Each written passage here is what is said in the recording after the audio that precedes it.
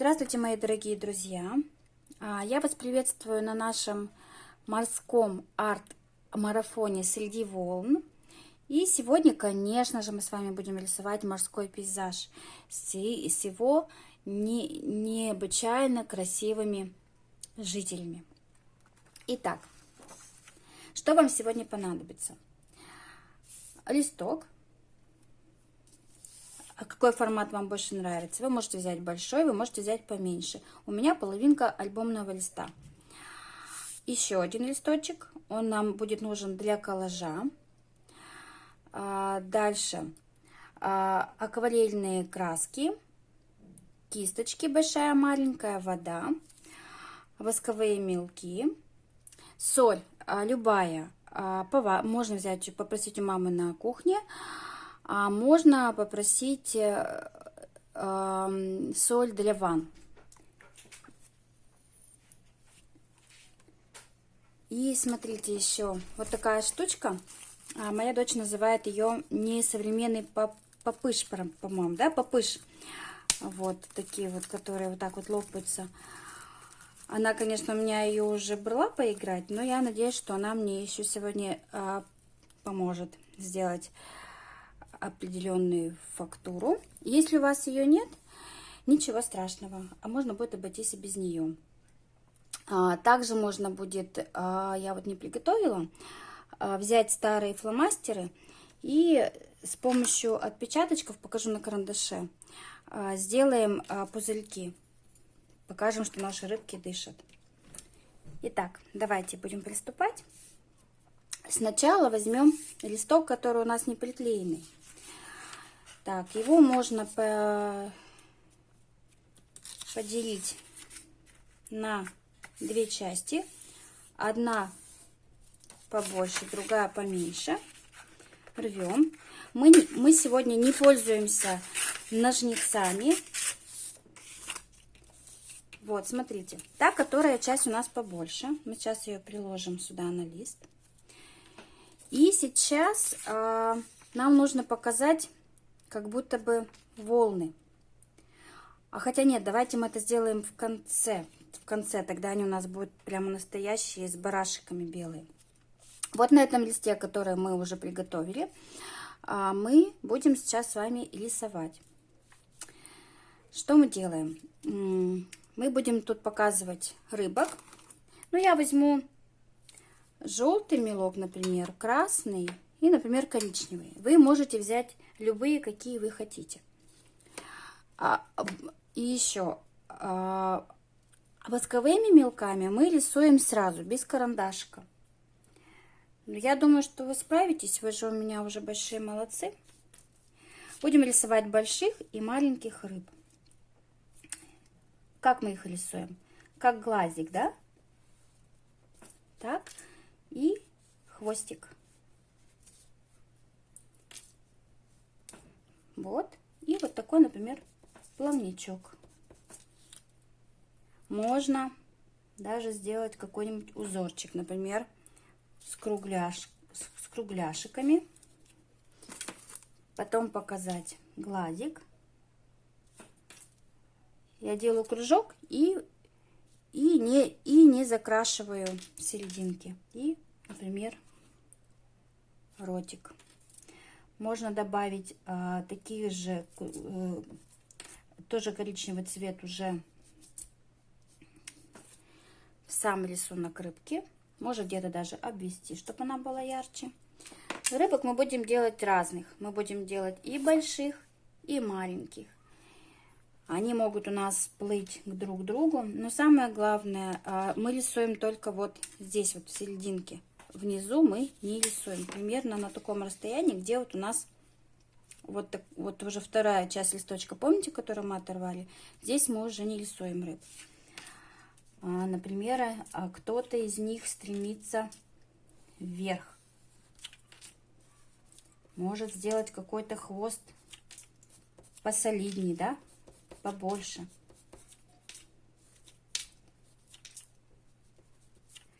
Снова, например, также глазик. Полностью я его не закрашиваю. И добавляю еще коричневый в плавнички. Можно плавнички сделать вот так. Какой-нибудь другой рисуночек. Ну и давайте я еще одну нарисую. Вы можете нарисовать столько, сколько хотите. Сколько будет позволять ваш листочек. Пока вы рисуете, я вам немножечко расскажу. Самая маленькая рыбка, ее название карликовые пандаки. Она самая маленькая пресноводная рыбка на планете. Вес у нее всего лишь 4,5 миллиграмм. У нее прозрачное тело и буквально всего 4 полоски темных по бокам. Самки чуть побольше самцов, 1,5 сантиметра, а самцы чуть-чуть дорастают больше, чем чуть-чуть побольше сантиметра. А самая большая рыба считается китовая акула. Она достигает до 20 метров, а вес у нее 21,5 тонн. И живут они до 70 лет. А мы с вами рисуем сегодня средних своих каких-то необычных рыбок. Итак, у вас уже тоже все готово? Что мы делаем сейчас? Смотрите, если вы переживаете, что этот листочек можете испачкать, вы можете его, вот этот листочек с рыбками, немножко отодвигать. Я все делаю здесь для того, чтобы вам было видно. Так, давайте все-таки сделаем сначала на ней, потом она будет подсыхать, мы займемся с вами тем фоном. Мы сейчас возьмем с вами большую кисть, самую большую, какая только у вас есть. И смочим весь листочек водой. Аккуратней, чтобы ничего больше не испачкать. Как вы думаете, какие цвета у нас будут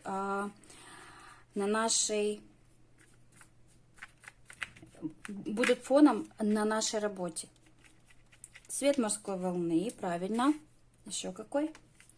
Ну, синий, зеленый, да, все правильно. И сейчас я вам покажу фокус. Кто его знает, пока никому другому не подсказывайте.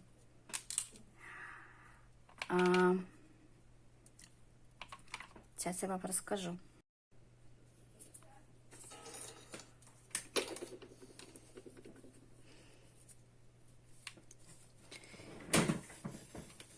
Итак, мы сейчас с вами смочим весь листок.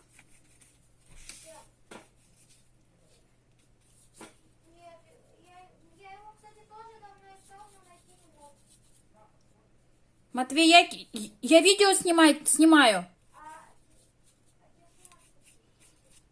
Вот.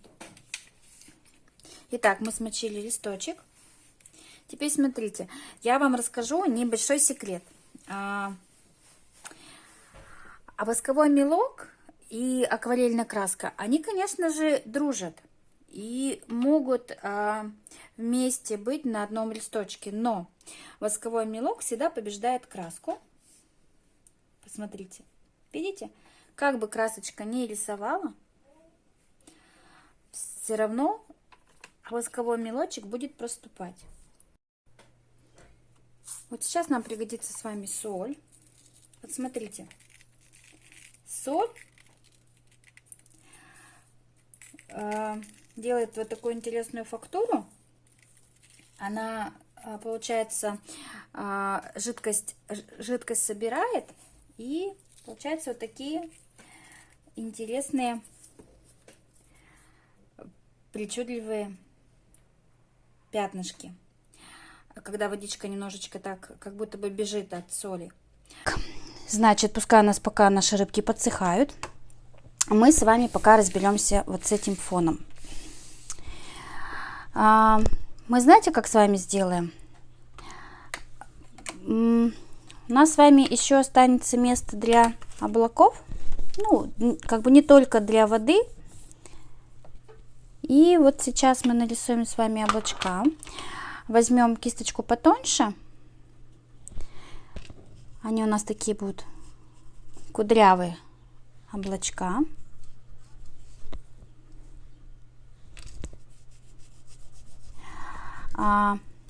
Возьму немножко желтого цвета, но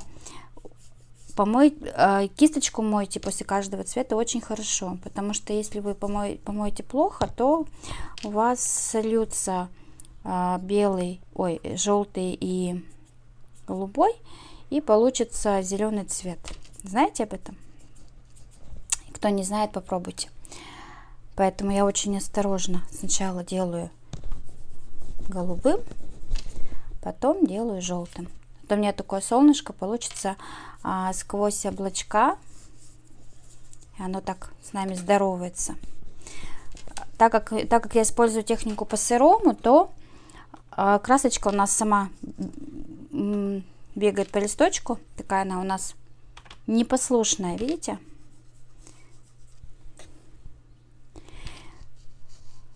Вот.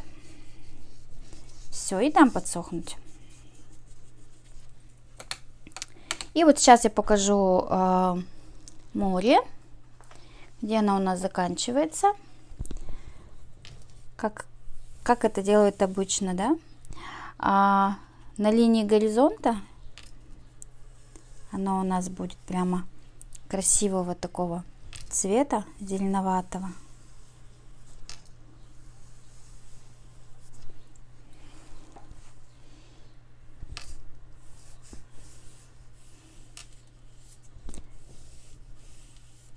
Так, где она у нас заканчивается-то?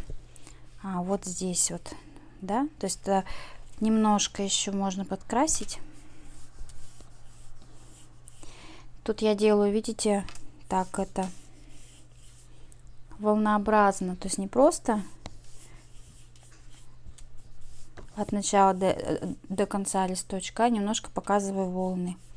На переднем плане мы тоже потом покажем, когда соль уберем лишнюю, сделаем тоже. Итак, наша работа подсохла. Куда-нибудь можете высыпать лишнюю соль. Моя почему-то не хочет убираться, поэтому пускай пока она будет. Сейчас нам нужно так порвать листочек, чтобы попробовать продолжить, повторить линию волн. Я даже вот не стараюсь, то есть вот как получается. Единственное, аккуратнее, чтобы не совсем порвать весь лист. Видите, получается, что у меня бумага рвется, и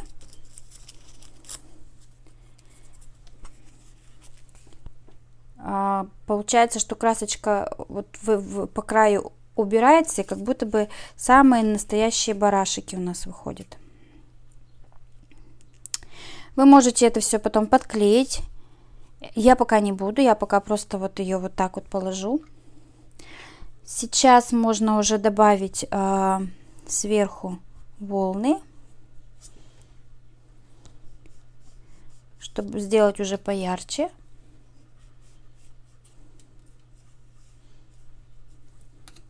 Можно потом будет взять еще белую гуашь и еще больше показать барашков на воде. Помните, у нас еще был листочек вот такой. Мы сейчас представим, что мы на него сильно-сильно рассердились. Мы его сильно-сильно-сильно помнем.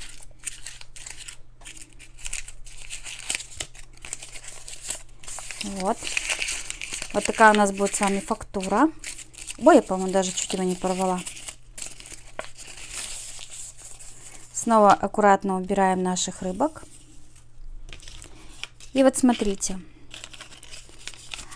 Точно так же можно здесь опять взять, порвать. У нас сегодня с вами использована техника коллажа, я уже говорила. Но мы все вот эти листы изобретаем с вами сами. Итак, сейчас мы с вами покажем песочек. Песок у нас может быть...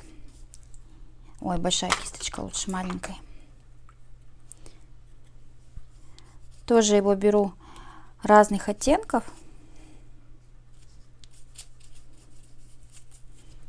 полностью закрашиваю. Помните, да? Чем больше вы берете оттенков, тем интереснее будет ваша работа. Тем более у нас получается, что мы видим песочек близко, потому что как будто бы находимся ближе к берегу. Поэтому мы его должны сделать поярче. За счет того, что мы помяли листок, смяли его, у нас получается песочек такой, видите, не гладкий.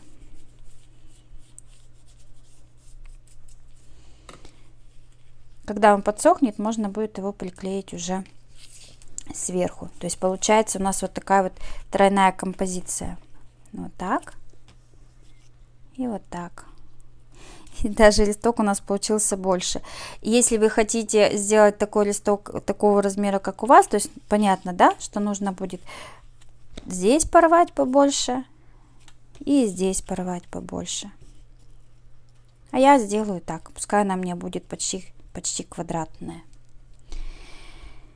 Итак, еще бы я, наверное, хотела показать корабль вдалеке.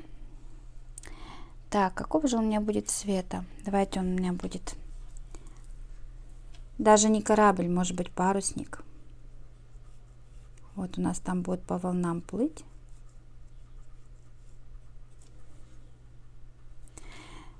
Я забыла сказать, что нам пригодится белая гуашь, но если у вас есть. Если нет, то тоже не расстраивайтесь, ничего страшного. И немножечко покажем, что у нас там отражение от нашего кораблика. Когда работа подсохнет, можно будет пройтись, что-то сделать еще поярче, но не сильно. То есть, потому что, видите, как бы за счет того, что у нас техника по-сырому использована сегодня, получается работа не слишком яркая. И очень красивые плавные переходы от моря к небу, от моря к песочку. И если вы потом сверху будете много-много раскрашивать уже снова по-новому, то все вот эти красивые переходы, они могут потеряться. Нам, конечно, этого не нужно. И вот тут немножко покажем, что у нас тут солнышко тоже немножко в воде. Вот он как раз тот самый зеленый цвет, видите? У меня смешался желтый с голубым и немножко получился зеленый цвет. Так. Итак, я взяла белую гуашь. Вот смотрите, я никогда не выбрасываю старые фломастеры, даже если они перестают писать, потому что вот эти колпачки, бывает тут даже, знаете, как снежинка, они очень часто помогают нам сделать различные мелкие узоры. Вот, например, ну здесь, конечно, это будет крупновато, но я просто вам покажу. То есть я, например, беру белую гуашь, и в данный момент можно сделать, так, много взяла, пузырьки у наших рыбок. Вот таким вот образом. Вот так. Для моих рыбок это, конечно, слишком крупно, поэтому я просто помою хорошо кисточку и сделаю это мелко. Если у вас более крупный формат, то вам пригодится фломастер, колпачок, для того, чтобы вот сделать такие пузырьки. Обязательно сделаем парусник. Он у нас плывет по волнам. Сильно не прорисовываю, потому что он же у нас далеко находится. И если я буду делать его ярче, то будет казаться, что парусник у нас ближе, чем песочек. И немножечко покажу, что вот тут у нас отражение. Также можно взять жесткую кисточку, например, и с помощью нее постучать вот тут барашками. Можно взять ту кисточку, которая у вас была, и в некоторых местах, то есть не везде, а в некоторых местах немножко показать, что у вас такие вот барашки белые. Вот.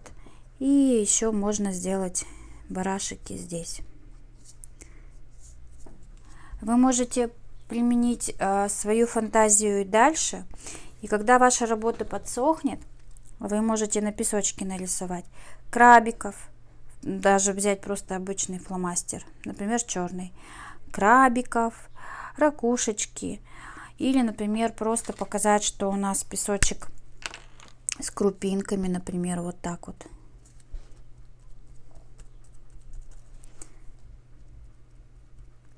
Вот таким образом. Вы спросите, зачем я говорила про несовременный попит в начале занятия. Его можно смазать. Тоже лучше взять гуашь. Можно, конечно, и акварели тоже, но этот цвет должен быть тогда потемнее. И прикладывая на песочек, тоже покажем вот такую фактуру. То есть у нас фактура получается у нас двойная. Видите? Сначала мы листок помяли, а потом приложили вот этот попит. Я уже его так называю, как моя дочь его стала называть, так я его и называю теперь. Раньше это была просто пленочка с пупырышками для меня. А, дорогие ребята, я буду с большой радостью ждать ваши работы. Присылайте под хэштегом «Среди волн». И буду ждать вас. Пока-пока.